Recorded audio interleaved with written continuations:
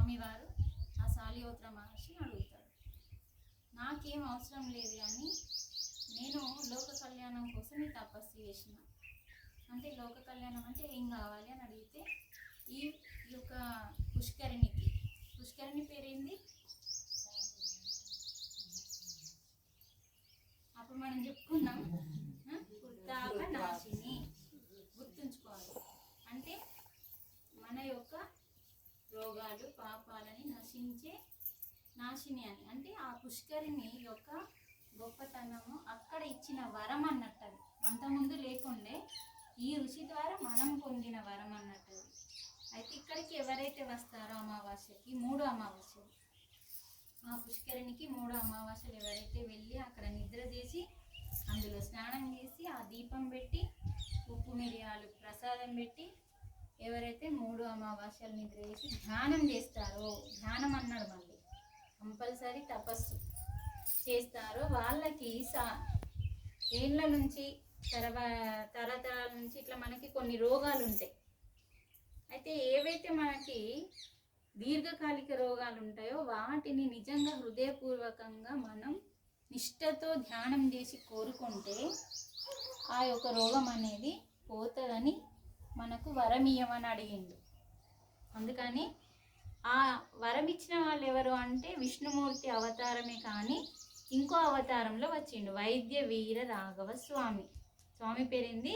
వైద్య వీర రాఘవ స్వామి అనే విష్ణుమూర్తి అవతారంగానే అలా వచ్చి ఆయన ఆయుర్వేదం తీసుకొని వచ్చిండు భూమి మీదకి.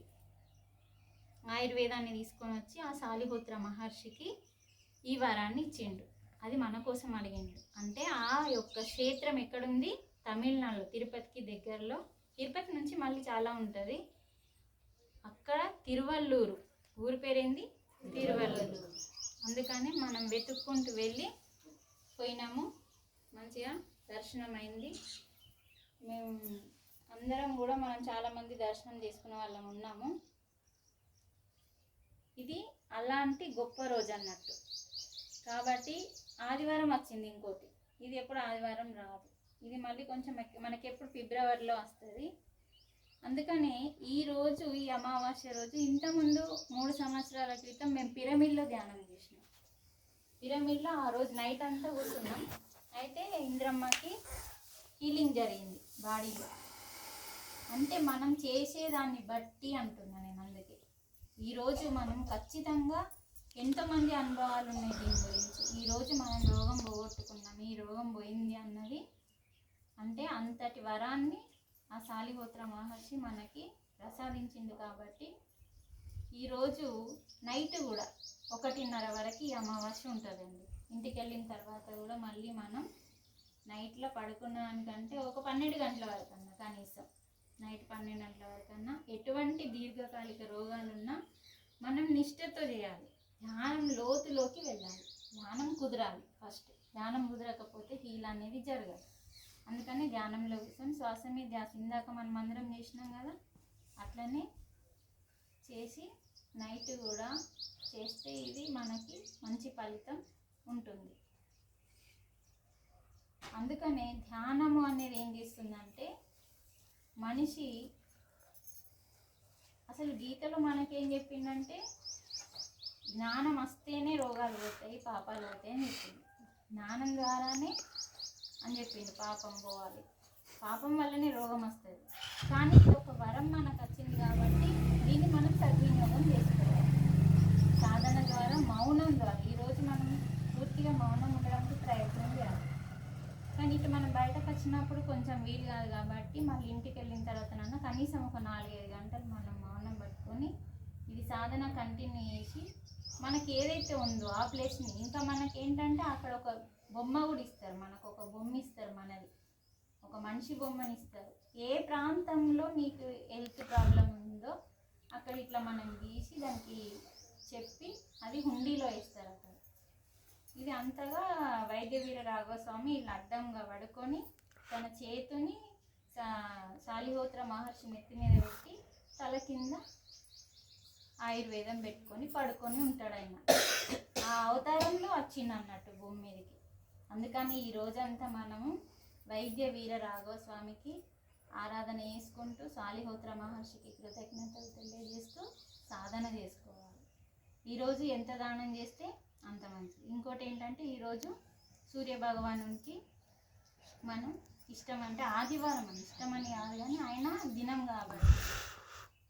ఇంకా నెక్స్ట్ మనము ఈ యొక్క అమావాస్య ప్రతి సంవత్సరం చేసుకోవాలి. ఇంకోటి ఏంటంటే మనం 3 నెలలు అక్కడ ఉంటే మనకి ఎటువంటి రోగాలన్నా పోతాయని ఎందరో వీడియోలు చేసి చూపించింది. ఇప్పుడు ఇంద్రమ్మని తీసుకుందాం ఎగ్జాంపుల్.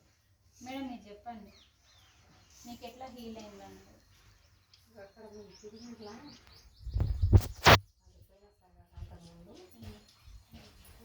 సార్ తీసుకోండి మేడం, సార్ తింటూ బాగానే కానీ మేడం చెప్పింది నైట్ అంతా ఇట్లా ఉంటే ఈరోజు అమ్మవాట మంచిగా ఉంటుంది కాకపోతే తీసుకోవాలా అంటే పోయినా.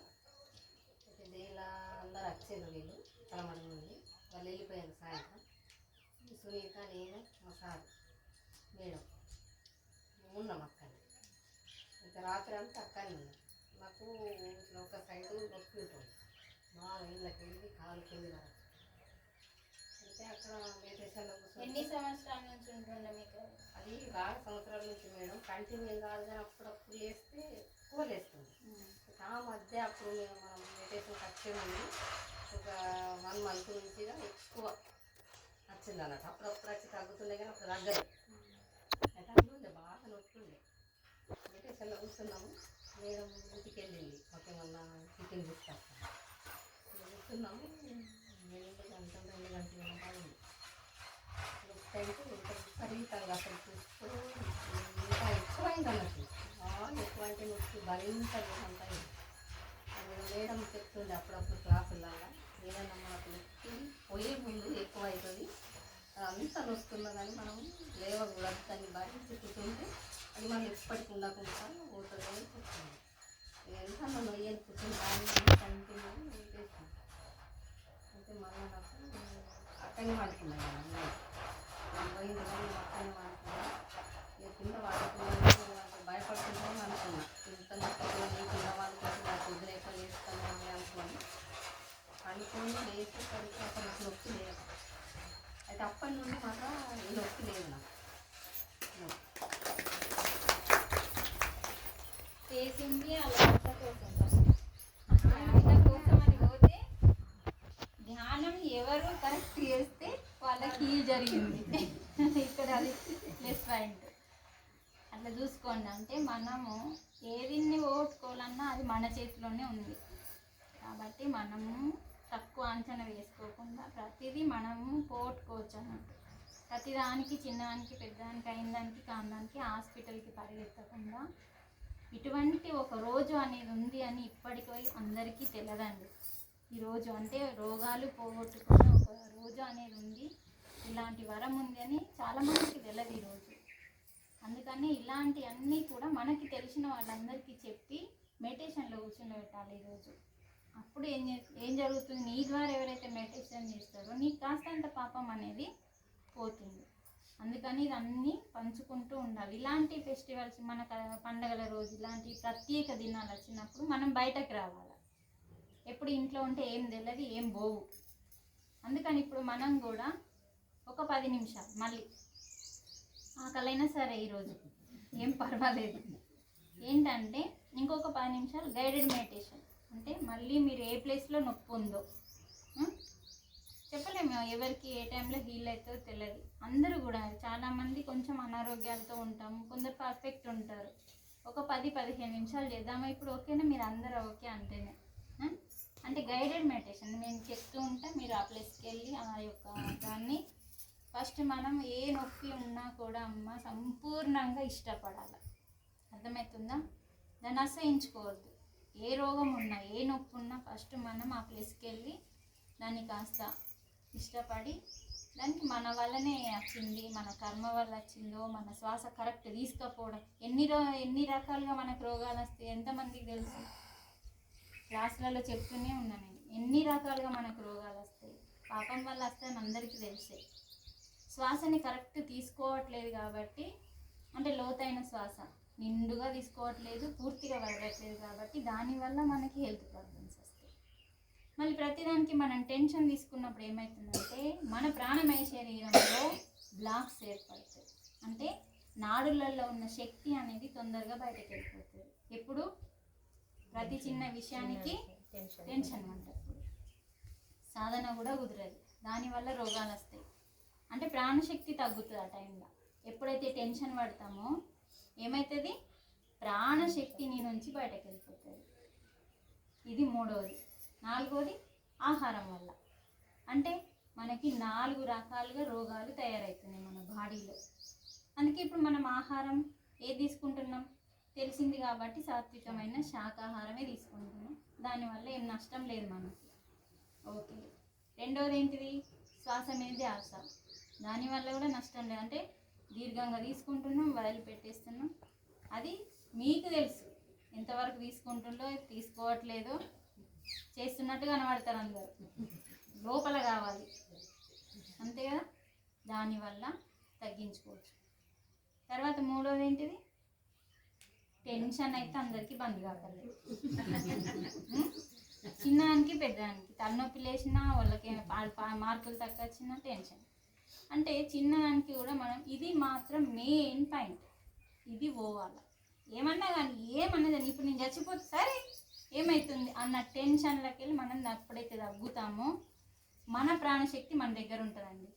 ప్రాణమయ శరీరము స్ట్రాంగ్ ఉండాలి. ఈ బాడీ కాదు, కనిపించే బాడీ కాదు, పైన కనిపించే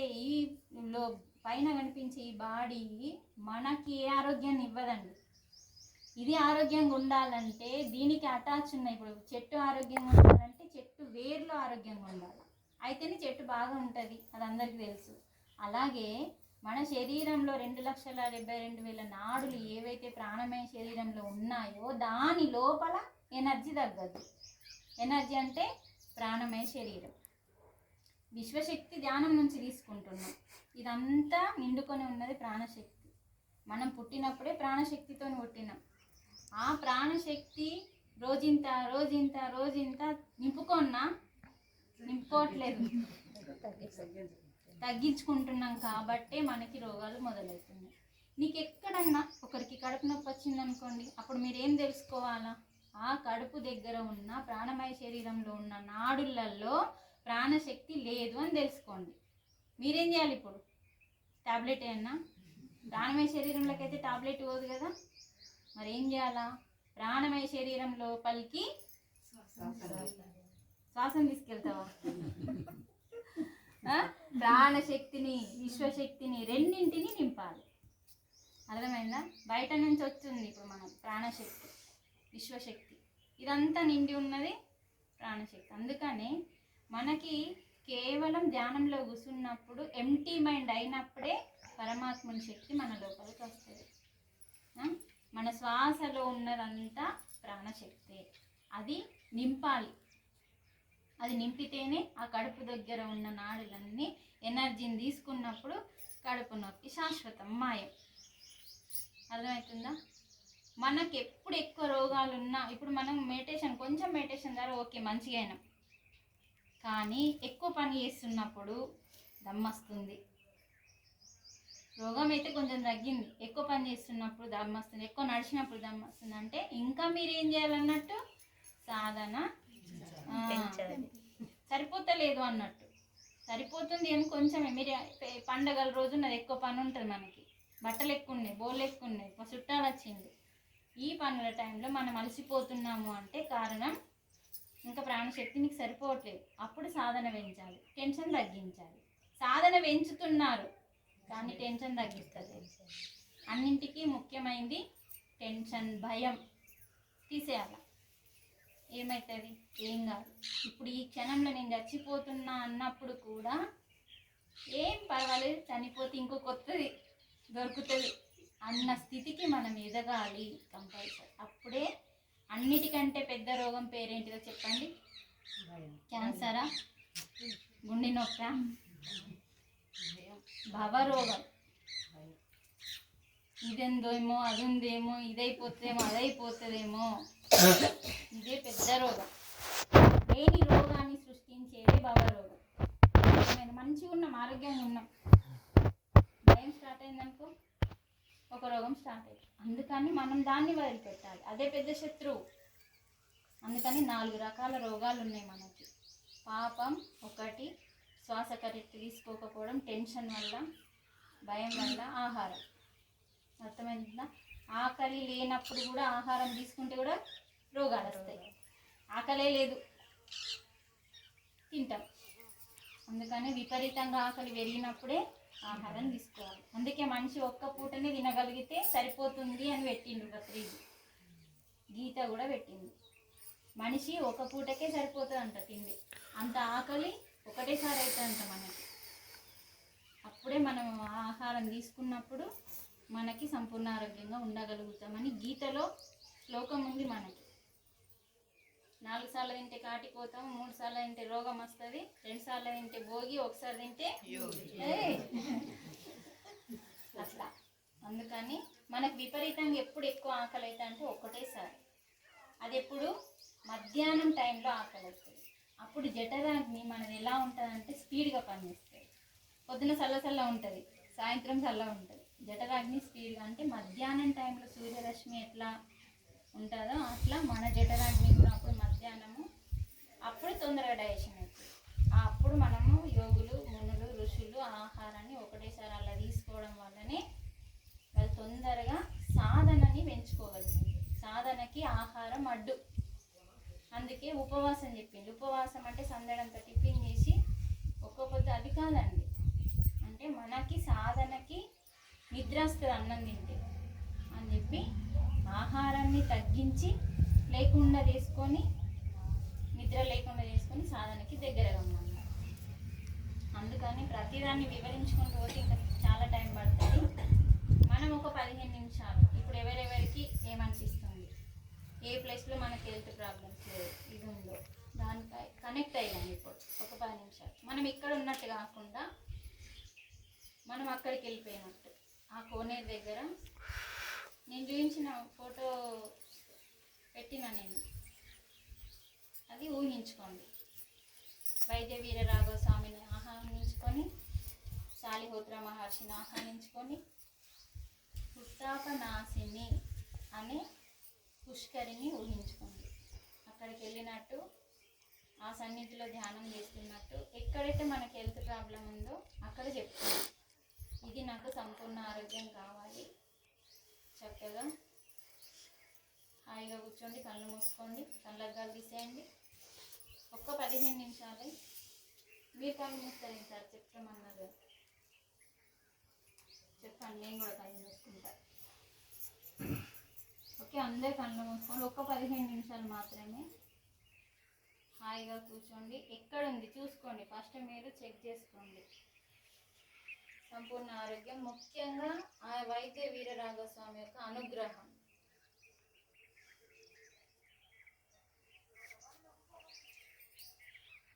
అందరూ హాయిగా ప్రశాంతంగా మీ యొక్క శ్వాసని గమనించండి. ముందుగా మీ అందరికీ జన్మనిచ్చిన తల్లిదండ్రులకు ఒకసారి కృతజ్ఞత మనసులో.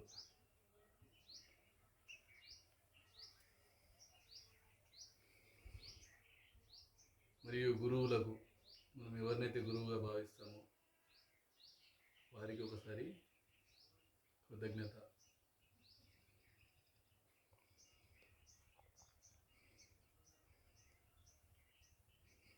ఈరోజు ఎంతో పవిత్రమైన మౌని అమావాస్య, ఆదివారం, సూర్యుని యొక్క వారం కాబట్టి ఈరోజు ఎంతో పవిత్రమైన రోజు. ఈ రోజు నాడు మనం ఇక్కడికి వచ్చి ఈ గంగా నది ఒడ్డున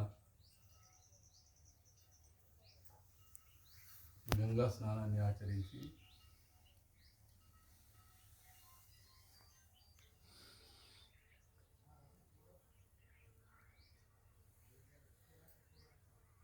ఎవరెవరికి ఎలాంటి దీర్ఘకాలిక వ్యాధులు ఉన్నాయో, ఆ యొక్క వ్యాధిని మనసుతో దాన్ని గమనించి ఈరోజు ఆ వ్యాధి మూలంలో నుంచి నాలో నుంచి వెళ్ళిపోతుంది.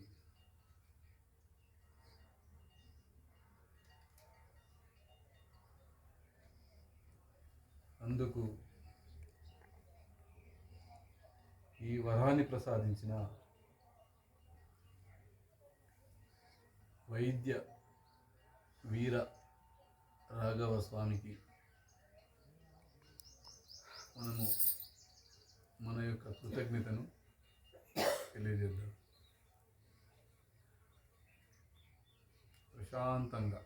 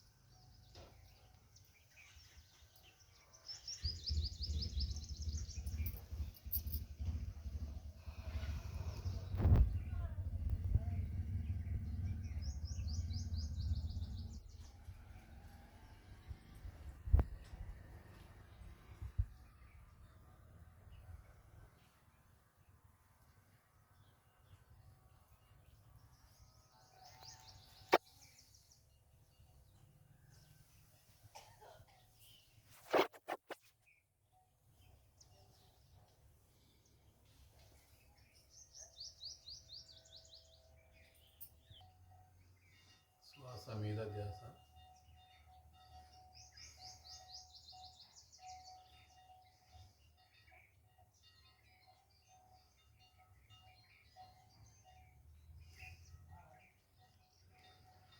Last 1 minute.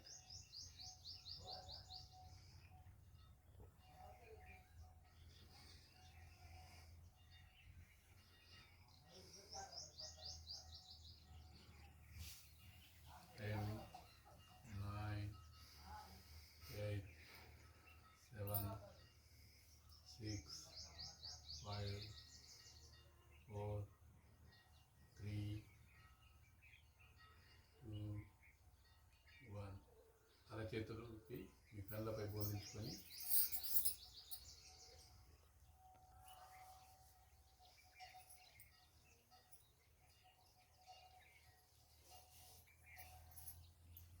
సరే గట్టిగా క్లాప్స్.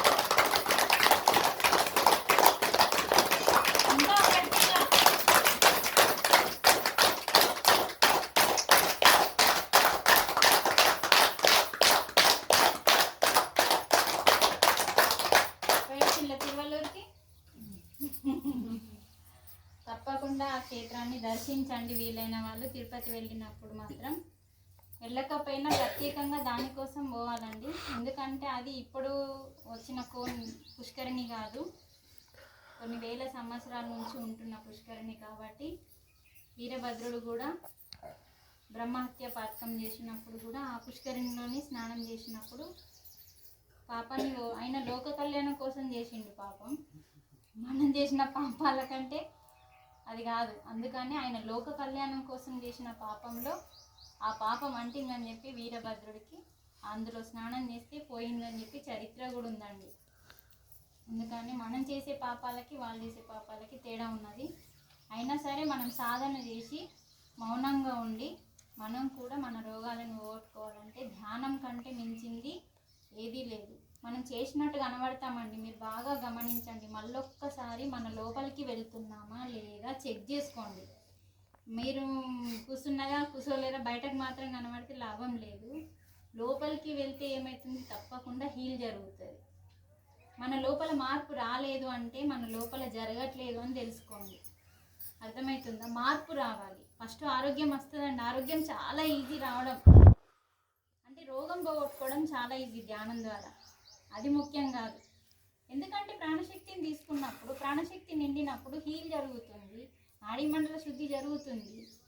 అప్పుడు ఏమవుతుంది, ఈ బాడీ మీద ఆరోగ్యం వస్తుంది. అది చాలా సింపుల్. 41 రోజులు నువ్వు ధ్యానం చేస్తే ఎటువంటి రోగం అన్నా ఓడ్చుకోవచ్చు మంచిగా. కానీ మన లోపల మార్పు రావడం అనేది చాలా ఇంపార్టెంట్. ధ్యానం కంటే ముందు మనం ఎలా ఉన్నాం, టెన్షన్తో ఉంటాం, భయంతో ఉంటాం, అందరి మీద నిందలేస్తూ ఉంటాం, మనని మనం ఇష్టపడం, మనతో ఏది కాదు అని ఫిక్స్ అయిపోతాం. ఇలాంటివన్నీ ఎప్పుడైతే పోతాయో, అందరినీ ఫస్ట్ మనల్ని మనం ఇష్టపడకపోతే మనం ఎవరిని ఇష్టపడమన్నది సత్యం ఉంది.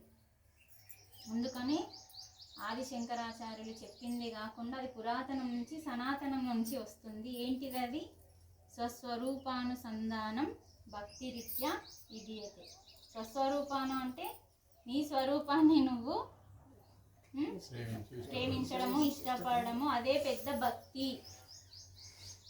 అదే ఏదైతే మనని మనం ఇష్టపడము, మనం నల్ల ఉన్నామా, పొట్టి ఉన్నామా, బక్క ఉన్నామా, నాతో పని కాదు, నాతో ధ్యానం కాదు, నాతో రోగం పోగొట్టుకోవడం, ఇవన్నీ లేవండి. అన్నీ జరుగుతాయి. ఒకరితో అయిందంటే మనతో కూడా అవుతుంది. కాబట్టి ఆ మైండ్ సెట్ తీసేయాలి. దాన్నే మనం ఏమంటామండి, మూఢనమ్మకాలు. అన్నిటికీ నాతోని కాదు. ఇవన్నీ మనం ఫస్ట్ మూఢనమ్మకాల నుంచి బయటకు వస్తామో అప్పుడు మనకి సాధన మంచిగా కుదురుతుంది. ఇప్పుడు మనం చూడడానికి 2 గంటలు 3 గంటలు కూర్చున్నట్టు 4 గంటలు కూర్చున్నట్టు కనబడతాం. కానీ మొత్తానికి ఎంతసేపు ఆలోచన లేని స్థితికి వెళ్ళగలిగినా అది గమనించు. శరీరం ఎంతసేపు కూర్చున్నది ముఖ్యం కాదు, మనస్సు. శరీరం నువ్వు కూర్చుని పెట్టిన 3 గంటలు, కానీ లోపల కూర్చోవలసింది ఇంకొకటి ఏంటిది? మనసు ఎంతసేపు కూర్చుంది, ఎంతసేపు ఆలోచించింది. కానీ ఇదే పట్టుకొని చేరుతున్నాం మనం. పైన కూర్చున్న ధ్యానమే చూస్తున్నాం. అంతరంగంలో మనసు ఎప్పుడు కూర్చున్నది దానినే మనం తీవ్ర సాధన అంటాం. మనస్సు ఎక్కువసేపు కూర్చోవడమే తీవ్ర సాధన. బయట 3 గంటలు ఈ శరీరం కూర్చుండబెట్టడం మేము పెద్ద మాట కాదు. ఇట్లా ఒరుగుతాం, మంచిగా కూర్చుంటాం, కాలైనప్పుడు కదులుతాం, 3 గంటలు అయిపోతుంది. కానీ మనము మనస్సుని, అందుకే స్థిర సుఖ ఆసనం అని ఏం చెప్పిండు యోగీశ్వరుడు? స్థిర సుఖ ఆసనం అంటే సుఖ ఆసనం దీనికి సుఖం. కష్టం వచ్చినప్పుడల్లా కదులుతాం, అలా సుఖం అవుతుంది. స్థిరము శరీరం కాదు, స్థిరం మనస్సు స్థిరం కావాలి. మనసు ఎక్కడ స్థిరం అవుతుంది? తిరుగుతూనే ఉంది. ఇక్కడ నేను కూర్చుండబెట్టింది, అది తిరిగి వస్తుంది కదా, ఆ తిరిగి వచ్చేది ఎంతసేపు కూర్చుంటుంది, అది ధ్యానం. అర్థమైందా? అది ఎంతసేపు కూర్చున్నదో అంతసేపే నువ్వు ధ్యానం చేసినట్టు. అంటే ఎన్ని నిమిషాలు, కొన్ని సెకండ్లు మాత్రమే పోతున్నాం మనం ధ్యానంలోకి. కానీ ఆహారం నియమాలు, ఈ టెన్షన్లు తగ్గించుకొని శ్వాసను కరెక్ట్ తీసుకున్న వాళ్ళకి వెళ్ళగలుగుతారు తీవ్ర సాధనలకి. అది లోపలిది ముఖ్యమండి, అది పట్టించుకోండి. తీవ్ర సాధన ఎంతసేపు జరుగుతుందో అది గమనించండి, అప్పుడు మార్పు వస్తుంది. మనం ఇంకా మారట్లేదు అనుకోండి, ఇంత ధ్యానం చేస్తున్నాము, లొడలొడ వాయినాం అనుకో, మనని వీళ్ళే ధ్యానం వాళ్ళు అనుకుంటాం. మనము ఒక చోటికి వెళ్తున్నప్పుడు మనని చాలామంది గమనిస్తారండి, అవునా కదా? మామూలు వాళ్ళని గమనించరండి, సాధకులని గమనిస్తారు. అక్కడ మనకి అది రాకుండా చూసుకోవాలి. అందుకని ఎక్కడికన్నా మనం వెళ్తున్నామంటే నోటికి ఏమేయాలా? తలుపులు ఆల్రెడీ దేవుడు ఇచ్చిండు, 2 కోటి నీకు కోటి. మనం తాళం వేసుకొని రావాలి. వద్దాం ఇప్పటి నుంచి. మళ్ళీ నెక్స్ట్ ఏముంది? నెక్స్ట్ సండే ఏముంది? రథ సప్తమి ఉంది. ఎవరైనా కానీ మనం ఎటన్నా వెళ్తున్నప్పుడు ఒక మాట వస్తుంది, ఒక మాట పోతుంది. దాన్ని ఇడిసబెట్టేయాలి, తుడిసేసుకోవాలి. బోర్డు మీద తుడిసేసినట్టు మనం తుడిసేసుకోవాలి. దాన్ని మళ్ళీ ఇంట్లోకి ఎక్కించుకోవద్దు. దానివల్లనే మనం ఎదగమండి. అందుకని మనము ప్రతిసారి ఇలా ట్రెక్కింగ్లు చేయాల్సిందే. అర్థమైందా? వీలైన వాళ్ళు ఫోన్ చేయాలి. ఇప్పటి నుంచి నాకే ఫోన్ చేయండి, పాపం టెన్షన్ వాళ్ళకైతుంది. ఇప్పటి నుంచి నేనే కోఆర్డినేట్ చేస్తా, మీరు నాకే చేయండి. ఎక్కడికి వెళ్దామన్నా ఇప్పటి నుంచి మళ్ళీ మనం ప్రతిసారి, అంటే కొంచెం స్నానాలు కానీ, ఇప్పుడు గంగలో స్నానం ఉందండి, ఇంతమందికి గంగా స్నానం ఇంకెలా చేయాలో తెలియదు. అర్థమవుతుందా? గంగా స్నానం ఏంటి? 3 మునుగులు మాత్రమే. మునగాలి, ఎన్నన్నా మునుగు, 3 మునుగులు ముఖ్యం, మునగడమే ముఖ్యం. కానీ చెత్త చెదారం వేయడం కానీ, సబ్బు పెట్టడం కానీ ఇదంతా చేయకూడదు. బాత్రూమ్ పోస్తారు చాలామంది, గంగలో దిగంటే వాళ్ళకి అది కూడా చేస్తారు, ఉమ్ముస్తారు. ఇవన్నీ పాపాలండి. అందుకని గంగా స్నానం అంటే ఏంటి అంటే ముక్కు మూసుకొని 3 మునుగులు మునగడం. దానివల్ల ఏమవుతుందంటే ప్రవహించే నీరులో ప్రాణశక్తి ఉంటుంది. ఎండలో ఉన్నాయి నీళ్ళు, ఈ ఎండ సూర్యరశ్మి వల్ల ఆ ప్రవహించే నీళ్ళల్లో పుష్కలమైన ప్రాణశక్తి ఎందుకు ఉంటుంది? అది ఎక్కడి నుంచో ప్రవహించుకుంటా, గుట్టల నుంచి, కొండల నుంచి, ఆయుర్వేదం చెట్ల నుంచి. ప్రతి చెట్లు ఆయుర్వేదం ఉంటుంది కదా, ఆ ప్రతి చెట్టు యొక్క వేర్లు, చెట్లు అన్నీ దాంట్లో నానుతున్నాయండి వాటర్లో. గుట్టలకి, ప్రతి బండకి ఎనర్జీ ఉంటుందండి. మీరు స్టోన్స్ మీద ధ్యానం చేసి చూడండి, అంటే పెద్ద పెద్ద బండల మీద ధ్యానం చేసి చూడండి, దాని మీద ఎంతో వైబ్రేషన్ ఉంటుంది. ఆ గుట్టకి ఇట్లా నీళ్లు తాకి వస్తాయి కదా, అంటే వాటర్కి ఎంత శక్తి ఉంటుంది. ఆ శక్తిని మనం 3 మునుగలు మునిగినప్పుడు ఆ శక్తిని మనం తీసుకుంటాం. పాపం పోగొట్టది గంగ. గంగ పాపాలు పోగొడతాయి. కానీ ఏ గంగ పోగొడుతుంది అంటే, ఈ గంగ మన శరీరానికి ఏ చీడలు పీడలు ఏమన్నా ఉంటే తీసేస్తుంది, మళ్ళీ మనకి శక్తిని ఇస్తుంది. కానీ పాపాలు పోగొట్టే గంగ ఆకాశగంగ, అంటే విశ్వశక్తి.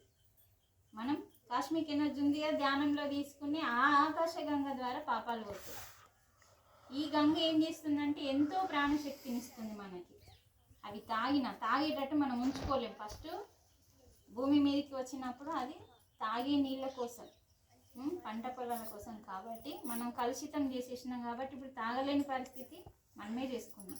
అవి ఎంత తాగుతామో, ఎంత స్నానం చేస్తామో అంత ఆరోగ్యము మనకు వస్తుంది, ఆరోగ్యం వస్తుంది గంగా స్నానం వల్ల, కానీ పాపం పోదు.